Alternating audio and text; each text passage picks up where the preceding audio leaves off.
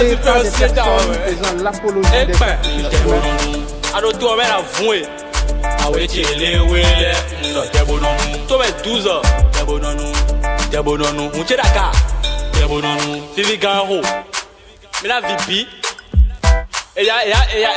Ils veulent vous maltraiter. Quand les rodillons, vraiment c'est pas la peine. Mais chez le il a besoin trop l'eau. Le toi je vais le haut faux. Mais il dit à bien à Zodi. Aïe à Zomé Zogé. À toi Zomé doit à Zomé. À Zodi à Zor, à l'aide à Zorcon. Et mon nateur a situé. Tu es suspect. Prison 5 ans. Ah bien, on est que ben si son riz ya. Le bien longtemps. On ne prend pas. Et on fait de mon coin à faire ça ben ne rentre pas d'ail. Mon cul est ne rentre pas d'ail. Mais si iPhone 8 iPhone 7 est bon. Papa est pas de robe est bon. iPhone 10 à la ah c'est bien oui. Pas eu le bébé. Quand j'ai un direct, le PC est fait. Et donc, pas portable est nous. Le son nous même nos bas. Il parle. Le parquet est le tribunal a rappelé deux choses. En premier lieu, les atteintes à la vie humaine. Et plus spécifiquement les homicides. Amis téléspectateurs, bonsoir. Merci d'avoir pris ce rendez-vous pour cette émission de Jeunesse, repère ambition sur AIF TV International. Une émission qui parle de la jeunesse, qui traite les questions de la jeunesse. Une émission qui fait une esquisse même de propositions. Mesdames et messieurs, vous n'êtes pas sans savoir qu'au Bénin, plusieurs années, la cybercriminalité se pratique de jour en jour et crée des victimes. Les situations fait perdre la vie, fait perdre la valeur de la jeunesse et ça gâte quand même la vie des jeunes aujourd'hui. Et c'est cette pratique qui touche toute une génération. Et c'est sur ce sujet que nous allons débattre aujourd'hui. Nous parlons de la cybercriminalité. Et il faut décourager cette pratique-là. Il faut décourager alors ceux qui pratiquent la cybercriminalité. Je ne suis pas seul dans ce studio. Je suis avec Rachidat. Moi, c'est Paul Miki Kouchouanou. Rachidat, bonsoir. Bonsoir, Paul. Comment tu vas? Très bien. Très bien, j'espère. Oui. Et nos chers amis téléspectateurs ont quand même l'envie de vous connaître. Bonsoir, chers téléspectateurs. Moi, c'est Rachida Tossiane et je suis sur ce plateau avec Paul pour diriger cette émission qui parle sur la cybercriminalité. Et pour ce faire, nous avons deux jeunes sur ce plateau pour débattre ce sujet. Alors, je leur laisse le soin de se présenter. Présentez-vous. On m'appelle Philippe Bettoro, élève en classe de seconde. Philippe Bettoro, élève en classe de seconde. Alors, présentez-vous. Je reprends au nom de Fils Taton, élève en classe de seconde. Élève en classe de seconde, bien sûr, nous rappelons, nous parlons de la cybercriminalité. Avant de rentrer dans le vif du sujet, revenons après cette figure. Dans notre les auteurs et les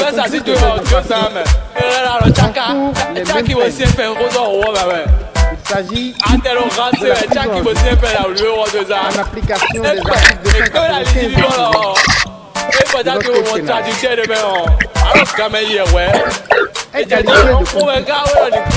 on a lancé une guerre farouche en 1901. Mais le derrière, le baby, il y a le journal, civil, mais les boys, mais le le parquet poursuivra avec la même fermeté. aussi bien les particuliers qui utilisent des jeux avides d'argent. Thomas, À ce type de risque,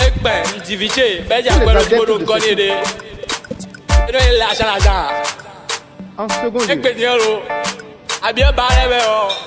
les réseaux sociaux ne sont pas un espace de non-droit. Eh bien, on se savons que La divulgation sans précaution d'images macabres, souvent à destination de jeunes, constitue une infraction à la loi pénale. La diffusion ou la reproduction par quelque moyen que ce soit de nouvelles fausses, de pièces fabriquées, falsifiées ou mensongèrement attribuées à des tiers. Lorsque, faite de mauvaise foi, elle aura troublé leur public ou aura été susceptible de la troubler, aura incité à la haine entre citoyens, est punie de peine d'emprisonnement et d'amende. Maison mandataire, tous sont les mandataires. Et là, on est le mec bon, le mec a encore, mais on est tous les médés. Faut te quoi, si tu vas au dans le district et mon 15 € de ça, c'est quand même. Non, madame, on dit souvent que l'homme propose, Dieu dispose. Et tu les vont proposer, et les policiers vont disposer.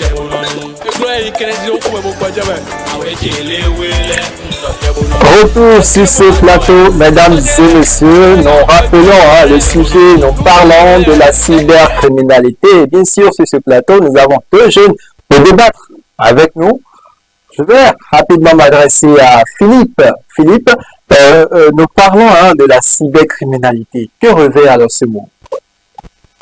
La cybercriminalité est une activité légale qui s'exerce par l'intermédiaire du réseau Internet. Qui s'exerce par l'intermédiaire du réseau Internet, c'est-à-dire des réseaux sociaux, n'est-ce pas?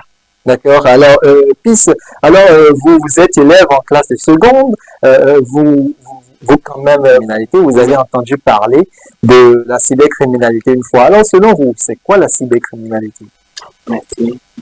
La cybercriminalité est une activité que les jeunes pratiquent de manière illégale, soit de dérober l'argent citoyen. Histoire de dérober l'argent citoyen, c'est-à-dire l'insurpation d'identité. Ils se font passer pour d'autres personnes pour pouvoir arracher, pour pouvoir voler de l'argent. D'accord. Les réseaux sociaux. D'accord. J'ai aussi constaté cela sur les réseaux où les jeunes prennent un compte des autorités, c'est-à-dire prennent le nom des autorités pour faire de l'arnaque. Par exemple, j'ai vu la dernière fois sur Facebook le nom de Claudine, c'est-à-dire la première dame. Vous la connaissez, j'espère.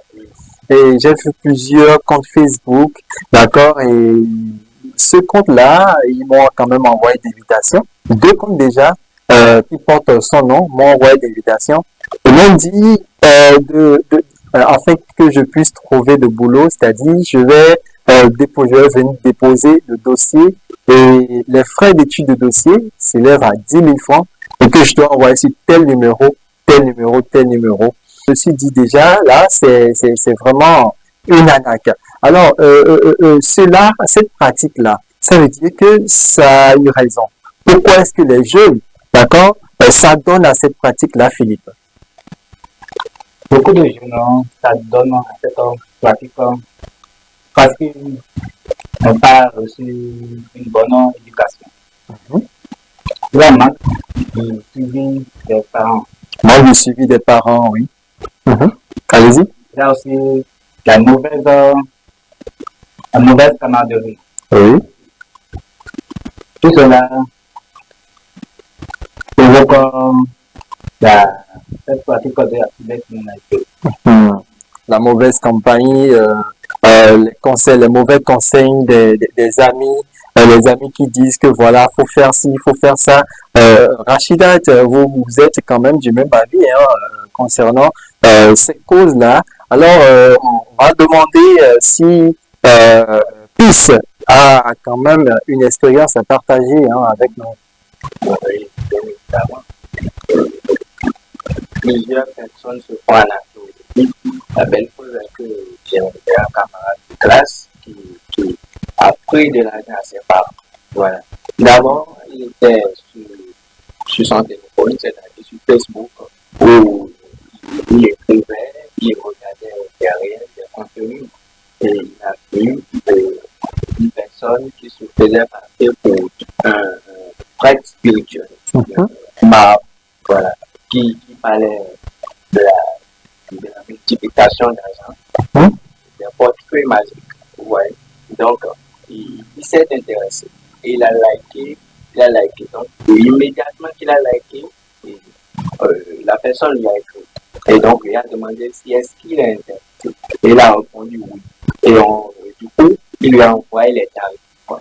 Donc, lui, il lui a dit 10 000 qui produit 20 000 francs, 20 000 et 10 000 qui produit 200 000, pardon, et 20 000 qui produit ainsi de suite. Quoi. Oui. Donc, lui, il a choisi malheureusement le grand tarif, 100 000 qui produisait 1 million. Et donc, il est allé prendre, parce qu'il savait que c'est quelque chose de réel. Selon lui, c'était quelque chose de réel. Il allait prendre l'argent de ses parents, 100 000 francs, et il a envoyé. Et aussitôt qu'il a fait le dépôt, la personne l'a bloqué. Donc, il s'est fait arnaquer comme ça. Donc, c'est une mauvaise pratique. C'est pas ça seul. Beaucoup de personnes se font arnaquer. Voilà. Je profite par cette occasion pour demander à PIS si est-ce que les élèves qui s'adonnent à cette pratique, si eux aussi, ils sont assoiffés de l'argent, qu'est-ce qu'ils veulent faire avec l'argent? Voilà, d'abord, aujourd'hui, vous allez voir que sur les réseaux sociaux, il y a plusieurs personnes qui posent des vidéos, soi-disant qui sont dans des hôtels, qui vivent la belle. À force de regarder ces vidéos, les jeunes sont influencés, ils sont bêlés, quoi, voilà. Donc, ils se disent que c'est une bonne chose et eux aussi veulent faire la même chose que ces gens-là. Donc, du coup, ils sont à la rue, ils veulent pas travailler, quoi. Ils veulent gagner leur vie facilement. Donc, si je comprends bien, c'est l'ambition démesurée qu'il a. Voilà, justement, l'ambition démesurée. L'ambition démesurée qui pousse ces jeunes à s'adonner à cette pratique. Voilà, à la recherche du gain facile. C'est une mauvaise chose. D'accord. Alors, je vais rapidement demander à Philippe, vous avez des amis, d'accord, qui font la cybercriminalité, qui pratiquent la cybercriminalité. Alors, est-ce que vous avez quand même ceux-là, d'accord, qui pratiquent ce fléau-là, Philippe? Oui. Alors, dites-nous en plus, expliquez-nous. Nous prenons, par exemple, le cas de la cybercriminalité. La cybercriminalité, les jeunes s'adonnent à la cybercriminalité à cause de la recherche du gain facile et surtout le taux de chômage. Le taux de chômage qui augmente de plus en plus. Hein? D'accord. Alors, nous abordons tout doucement déjà les conséquences. Alors, quelles conséquences nous pouvons avoir concernant la cybercriminalité? Parce que ceux qui pratiquent ce fléau-là, ceux qui font de l'arnaque, est-ce qu'il y a déjà une conséquence qu'on peut citer de ce plateau? Nous avons le crime rituel. Le crime rituel. C'est-à-dire les activités occultes qui se font, que les jeunes font, n'est-ce pas? Alors, qu'est-ce que vous avez aussi à ajouter comme conséquence? Vraiment, la perte de vie. La perte de vie humaine. D'accord. Et aussi les infractions galopantes. Les infractions galopantes. D'accord. Alors, PIS, est-ce que vous avez d'autres conséquences? Les conséquences sont multiples. Aujourd'hui, la cybercriminalité crée beaucoup d'arnaques. Ça chute le taux, ça chute le développement de notre pays. Oui. Ça permet, ça ne fait pas évoluer le pays en fait. vous qui pratiquez ça recule l'économie du pays. Voilà. Et ça ne donne pas une bonne image au pays. Vous voyez. D'ailleurs, ça a des conséquences sur la vie de ceux qui pratiquent ce tabac. Ça a des conséquences assez troublantes. Et vous risquez la prison dans ce cas. Vous voyez. Et aussi, peut-être on vous arrête. Et vous allez en prison. Si vous ressortez votre carrière judiciaire, voilà. Et selon vous, est-ce que la cybercriminalité est une bonne chose? Non, pas du tout. Pour décourager cela? Oui, on doit, voilà, c'est pas du tout une bonne chose. Les autorités doivent vraiment sensibiliser là-dessus. Ok. D'accord. Et alors, Philippe, vous voyez ça comme une bonne chose ou comme une mauvaise chose? Peut-être pratiquement de la cybercriminalité, c'est une mauvaise chose pour notre pays. Donc, le gouvernement doit prévenir pour cette pratique. D'accord. Nous abordons tout doucement, bien avant cela. Nous allons revenir concernant les solutions. Qu'est-ce qu'il faut faire pour éviter cette pratique-là. Mais déjà, je vais souligner une conséquence. Alors, j'ai eu à vécu cela parce que concernant la cybercriminalité, ceux qui ont des amis, d'accord, qui font de l'arnaque. Dans le temps, j'ai un ami qui fait de l'arnaque. Et on vivait quand même dans le même quartier. Je vais chez lui, il vient chez moi et tout ça. On voulait sortir et il a oublié, d'accord, son téléphone portable, son téléphone, rentrer dans sa chambre pour prendre le téléphone et de revenir. Or, pendant ce temps, la police est en train de chercher ceux qui font de l'arnaque. Et sans savoir que ce pourquoi la police était venue, c'est lui. Mais lorsque j'ai pris le téléphone, je suis sorti. En même temps, tout à coup, je vois la police, je vois le véhicule de la police républicaine. J'ai commencé à trembler. J'ai dit, oh, non, ça, c'est grave. Je ne fais pas cette pratique-là. J'ai peur quand même qu'on m'attrape une maison dans laquelle je ne suis même jamais rentré. Et je suis rentré là, j'ai vu une bébé, et la bébé m'a dit, qu'est-ce qu'il y a? J'ai dit, que c'est un ami qui m'a demandé de lui amener son téléphone. Et je me suis dit, mais, de les attendre, on va voir ce qu'ils feront. Alors, ils m'ont vu, ils m'ont dit, petit, viens. Il m'a appelé, je suis venu, il me dit que, j'habite dans le quartier, je leur ai dit oui. Ils m'ont dit, qu'il y a un cas de vol depuis une semaine, et déjà qu'ils veulent faire une enquête concernant cela. Et je leur ai dit, que je suis dans le quartier, c'est vrai. Je ne sais pas s'il y a un cas de vol ou pas. Ils ont demandé maintenant le téléphone. Le téléphone était dans ma main, je tremblais. Je tremblais parce que je sais que c'est la prison. Et là, je crée tellement de problèmes à mes parents parce que mes parents sont innocents, moi je suis ici. Et que je suis allé chercher le problème moi-même. Parce que c'est ça là, c'est chercher soi-même le problème. Parce que tu ne fais pas de l'arnaque, tu te prends et déjà la police t'arrête. Si la police t'arrête, c'est toi qui vas récolter ça, c'est toi qui vas prendre le coup. Et déjà là, ce sont les conséquences qui en découlent. Parce que si la police m'arrêtait en ce moment et prend mon téléphone et prend peut-être le logiciel qui leur permet de voir si cette personne-là fait la cybercriminalité, ce qui est sûr, lorsqu'ils verront les preuves, ils diront que c'est moi. Le téléphone appartient à moi, même si ce n'est pas à moi. Donc, l'ami là était en train de m'appeler parce que mon téléphone sonnait dans ma poche. Et déjà, ça vibrait, je ne pouvais pas prendre le téléphone. Et je me suis dit, comment est-ce qu'il faut faire? J'étais vraiment troublé. La police a constaté que j'avais peur. Ils m'ont dit, jusqu'à ce que toi tu as peur, paraît-il qu'il y a quelque chose qui ne va pas. Moi, je leur ai dit non, il n'y a rien. C'est juste que j'étais pressé pour sortir. Je suis revenu. Et il y a la mémé qui m'a appelé. Rapidement devenu l'aider à faire quelque chose. Je suis couru, j'ai pris le téléphone chez la police. Je leur ai dit, j'arrive. En même temps, la mémé a changé le téléphone parce que le téléphone était exact. Seulement, c'est la pochette qui diffère. Donc, je suis revenu et la police a constaté que j'ai changé la pochette. Il m'a demandé, mais pourquoi est-ce que j'ai changé cela? Alors, je lui ai dit non, que bon, comme la pochette appartenait à maman, donc ce n'est pas à moi. Il m'a dit, que D'accord? Parce que si j'ai des gens qui font cette pratique-là, alors de dénoncer, mais de ne pas avoir peur qu'ils sont en train de chercher juste la maison du chef quartier. Et là, jusque-là, j'avais toujours peur. Et je me suis dit, peut-être s'ils vont chez le chef quartier, ils vont me dénoncer. J'avais tellement peur, j'ai couru pour aller remettre le portable à l'intéressé. Alors que c'était l'intéressé que la police me cherchait. Et lorsqu'il a pris le téléphone, il y a des gens qui l'ont appelé pour dire qu'ils sont en train de te chercher. La police est venue dans le quartier. Lui, il a pris la fuite. Il a pris la fuite. Si quelqu'un était témoin que j'ai pris le téléphone, la personne allait dire, comment on appelle, à la police que voilà, j'ai pris ce téléphone-là, je suis complice. Alors, ils vont m'attraper.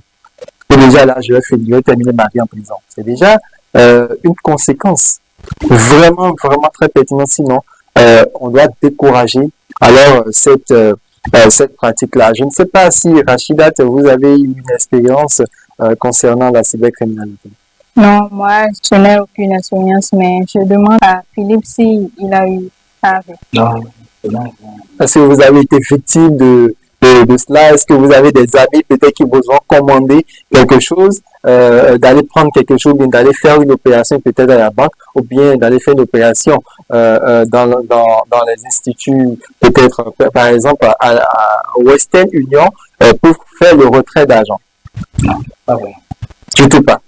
D'accord. Alors, comment est-ce qu'il faut faire, hein, PIS, comment est-ce qu'il faut faire pour arrêter, d'accord, cette pratique-là, pour éviter cette pratique de la cybercriminalité, pour que les jeunes arrêtent de faire cela, les usurpations de comptes, les faux comptes et tout ça. Justement, il y a beaucoup de solutions, il y a plusieurs solutions. Parce qu'aujourd'hui, on peut constater que le gouvernement a mis en place beaucoup d'instituts. Les instituts, par exemple, la GDZ, par exemple, vous connaissez? Oui. L'Institut, comment on appelle, l'usine industrielle. Ils font plusieurs recrutements aujourd'hui. Des centaines de jeunes sont recrutés aujourd'hui. Oui. Il y a ces instituts-là qui permettent de donner un travail aux jeunes et que les jeunes font encore la cybercriminalité, c'est décourageant, quoi. Justement. Ouais. Donc, hormis cela, la police doit aussi sensibiliser, mettre beaucoup plus de pression et arrêter massivement ces jeunes. Ils doivent mettre en place beaucoup de protocoles. D'abord, modifier la sentence. C'est plus que il doit passer beaucoup d'années en prison. D'accord. Donc, vous pensez que s'il passe beaucoup d'années en prison, cela changera leur mentalité? Voilà, d'ailleurs, si la police commence par passer comme ça, d'autres jeunes, ceux qui le pratiquent, on voit que la sentence est énorme. On voit que la punition est vraiment. Donc, ils vont se décider d'arrêter. Donc, c'est une meilleure solution. Ouais.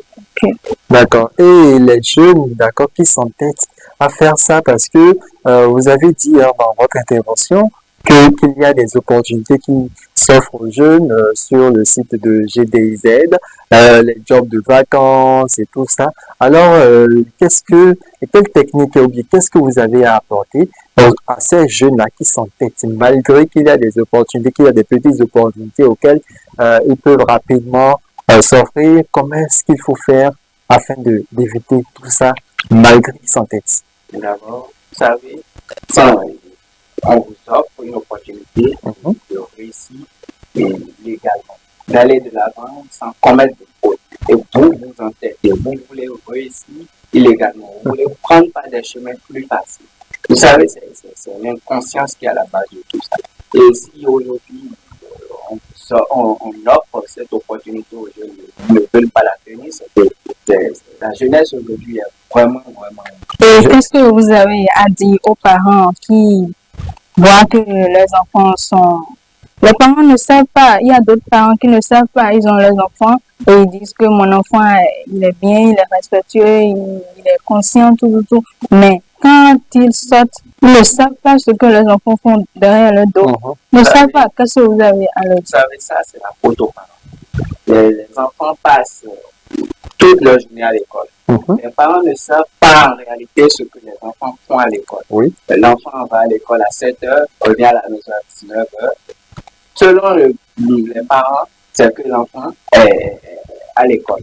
Or que votre enfant est déjà allé quelque part. Tout ça, c'est la mauvaise fréquentation. Vous voyez, et ils veulent suivre leurs camarades, ils veulent faire vivre une vie facile. Non, un enfant qui a reçu une bonne éducation, ses parents ne peuvent pas le suivre tout le temps, non. Du tout pas. Les parents ont leurs activités à faire, ils ont leur boulot, ils vont travailler pour nourrir ses enfants. Ils les ont inculqué une éducation, pardon. Oui, mais les enfants déçoivent leurs parents, c'est pas bien. Tout ça, les parents doivent au moins appeler l'école. Si vous savez que votre enfant reste à l'école à midi, il faut appeler l'école pour demander si est-ce que l'enfant est réellement là. Moi aussi, je suis élève. Vous savez, donc, je vois ce qui se passe entre mes camarades. Je vois comment les camarades vivent leur vie. Vous comprenez? Donc, il faudrait que les parents appellent l'école pour demander si est-ce que réellement l'enfant est à l'école. Donc voilà, donc c'est pas nécessairement la photo d'enfant. Les enfants aujourd'hui qui préfèrent qui pourraient suivre leurs camarades, c'est pas nécessairement leur faute, c'est le suivi. Les parents ne les font pas bien, ne jouent pas bien leur rôle. Vous savez, il y a aussi des enfants, les parents écoutent, les parents les surveillent, mais eux, ils ont toujours l'opportunité de pratiquer des actes cachés. Comment faire à ces enfants? Voilà ce dont nous parlons. Ça, c'est réellement à la recherche du gain facile. Oui, à la recherche du gain facile. Voilà, les enfants qui sont influencés, qui se font influencer par à force de passer le temps sur les réseaux sociaux aujourd'hui, vous allez voir des choses vraiment qui va changer votre mentalité. Vous allez vouloir vivre une vie riche, parce que vous avez vu peut-être quelqu'un qui vit sa vie de riche. Mais est-ce que vous savez là où il a trouvé son argent? Vous ne connaissez pas la base de sa richesse. Il faudrait que sur quoi il s'est basé pour avoir cet argent-là. Donc il faudrait que vous vous basez sur vous soyez focus sur votre avenir. Et il faut arrêter de penser à la vie facile. Aucun bien mal qui ne profite. Alors, je reviens rapidement chez Philippe. Alors, Philippe, ces jeunes-là, d'accord, vous avez entendu, vous avez suivi l'intervention de Peace tout à l'heure, qui était en train de dire qu'il faut décourager cela, il faut punir, il faut que la loi punisse ces jeunes-là. Alors, ces jeunes-là qui s'entêtent, d'accord, à faire cette pratique-là, malgré que les parents subviennent peut-être à leurs besoins, malgré ça, et ils vont à l'école, ils font semblant peut-être d'apprendre le cours, les parents sont vraiment contents, les parents croient déjà que bon, mon enfant est en train d'étudier, alors qu'en réalité, mon enfant est en train de faire de l'anac sans que je ne le sache. Alors, comment est-ce qu'il faut décourager ce comportement de jeunes? Merci bien. Pour décourager ce comportement de certains jeunes aujourd'hui, il faudrait surtout le renforcement de l'éducation. Le renforcement du système éducatif de l'enfant revient surtout à la base des parents. Toujours la responsabilité des parents. D'accord, allez-y. Nous avons aussi la mise en place de la loi. Le gouvernement doit se charger pour pouvoir éliminer cette pratique dans le pays. Il y a déjà une part de responsabilité du gouvernement dedans. Il faut que le gouvernement sévit, il faut que le gouvernement applique la loi, d'accord, à ces jeunes gens qui s'entêtent à faire à pratiquer la cybercriminalité malgré peut-être de nombreuses opportunités qui s'offrent à eux, n'est-ce pas? Alors, je vois ce que je m'en vais dire en fait. Est-ce que le fait d'envoyer ces jeunes-là en prison, d'accord, est-ce seulement une solution efficace pour pouvoir éviter cette pratique? Non. Le fait d'envoyer... Est-ce qu'il n'y a pas peut-être d'autres solutions qu'on peut avoir, mis à part peut-être le fait d'envoyer en prison directement, mais de faire de la violence, je ne sais pas. Le fait d'envoyer ces jeunes qui pratiquent la cybercriminalité en prison ne résout pas les problèmes. il faudrait que le gouvernement mette en place des systèmes pour pouvoir changer leur mentalité afin qu'ils puissent savoir comment gagner de l'argent. D'accord. D'accord. Ils sont souvent à la recherche de bien facile, mais ça, ce n'est pas bien. On peut aussi ajouter que on doit avoir la sensibilisation des jeunes. Il faut que les instituts recensent les jeunes et faire quand même une formation pour enseigner ces jeunes-là, pour informer ces jeunes-là, d'accord, de plus pratiquer la cybercriminalité. Et au cours peut-être de cette séance, il faut donner ce qu'est la cybercriminalité, les conséquences, qu'est-ce qu'on peut avoir dedans, comment est-ce qu'il faut faire. Et déjà, de plus en plus, je crois que cette pratique sera, voilà, justement. Alors, Rachida, je ne sais pas si vous avez une idée par rapport à d'autres solutions qu'on peut avoir pour éviter. Bon, moi, je vois que c'est pas forcément par la violence qu'il faut arrêter cette pratique.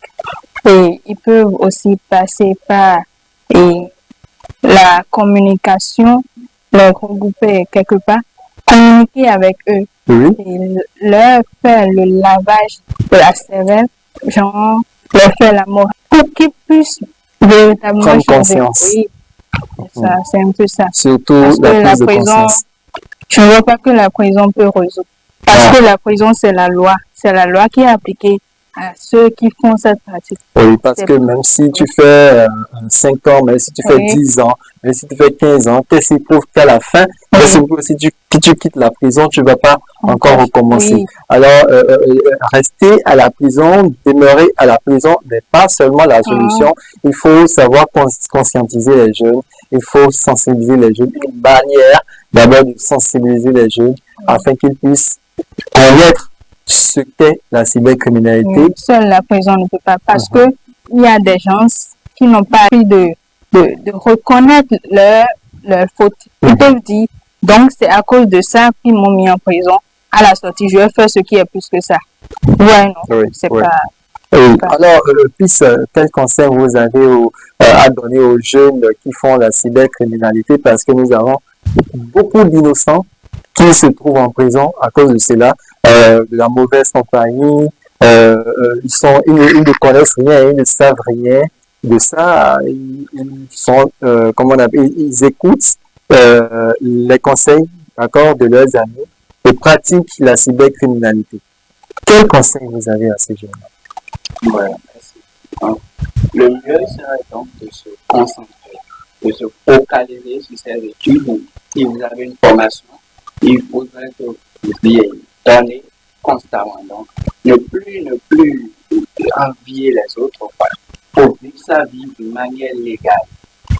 Rester focus sur ses objectifs, aller de l'avant et ne pas emprunter des chemins qui, plus tard, pourraient vous être fatals. Donc, il faut se concentrer sur sa vie, vivre indifféremment.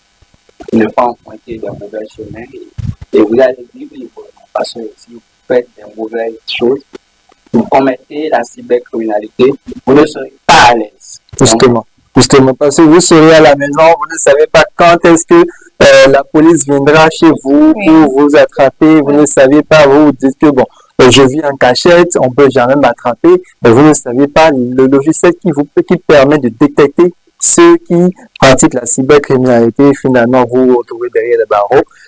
Par exemple, vous avez payé un téléphone de 400 000 francs, un téléphone de 500 000 francs, et que vous voyez un policier, vous êtes sûr de vous-même que vous faites la cybercriminalité, vous êtes un hacker, vous voyez peut-être la police, vous prenez ce téléphone portable que vous avez payé peut-être à 500 000, avec le gain facile, vous prenez ce téléphone, vous cassez le téléphone. Voilà, c'est ce qu'on appelle un bien mal acquis de profit. Merci. Voilà, justement. Un bien mal acquis ne se profite jamais, mesdames et messieurs. C'est la fin de cette émission. Retenez juste que la cybercriminalité, bien sûr, n'est pas une bonne chose. Et il faut battre, il faut décourager ces jeunes gens, il faut décourager cela afin que cette pratique soit effacée de la jeunesse. Il faut quand même que la jeunesse ait le repère, que la jeunesse retrouve son repère. Mesdames et messieurs, merci de nous avoir suivis. À la prochaine.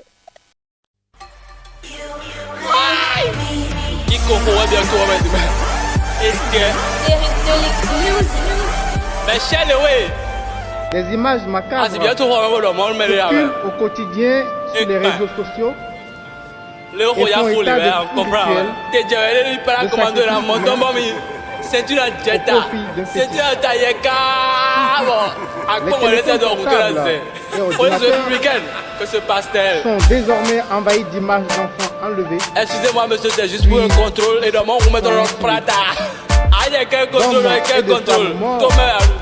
Dans des conditions effroyables.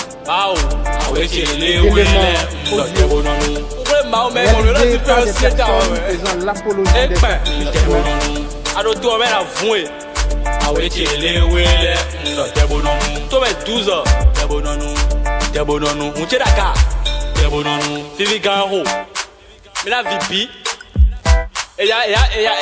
Ils veulent vous maltraiter. Quand il y a des rodillons, vraiment c'est pas la peine. Mais chez le il a besoin de l'eau. Le temps je vais le faux. Mais il y a des bien à Zodi. Aïe à Zomé Zogozogé. A Joa Zomé doit à Zomé. A Zodi à Noa à Zoa à l'aide à Zokon. Et mon nateur a situé là. Tu es suspect. Prison 5 ans. Ah bien, on est que ben si son riz ya, le bien nous rotons, on nous prend là, et on fait de mon coin là, à forêt ça ben ne roto botaille. Mon cul est ne roto botaille, to y aller. Mais si iPhone 8, iPhone 7 est bon, on va être pas de robe est bon, iPhone 10 à la meilleure. Ah c'est bien ouais, pas est au lieu que ben, quand j'ai un direct, décidé, et le petit on fait bien. Et donc, pas portable à nous. Nous sommes nous-mêmes nos barres. Il parle à alors, il y a des gens qui ont fait, mais on met dans le glas. Le parquet près du tribunal mais tu es là, on s'en monte au pays. a rappelé deux choses. En premier lieu, les atteintes à la vie humaine. Et plus spécifiquement les homicides.